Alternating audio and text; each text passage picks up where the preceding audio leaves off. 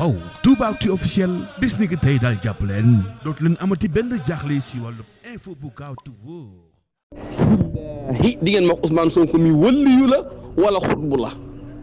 allahu akbar kii day mel ne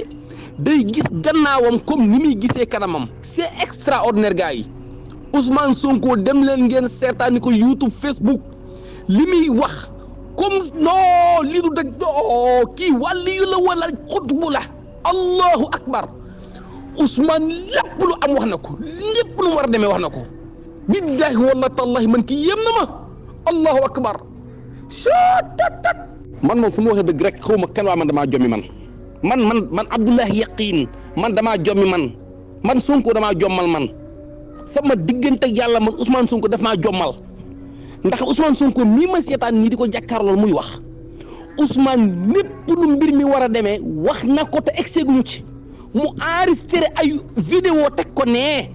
ngir bu mbir mi egsee mu teg ko ñun ñëpp di ko seetaan suñu xol di féex mu ñuy orienté naan nii la war a demee nii moo gën man dama yéem man Ousmane daf ma jommal exact ñun lii mooy suñu débat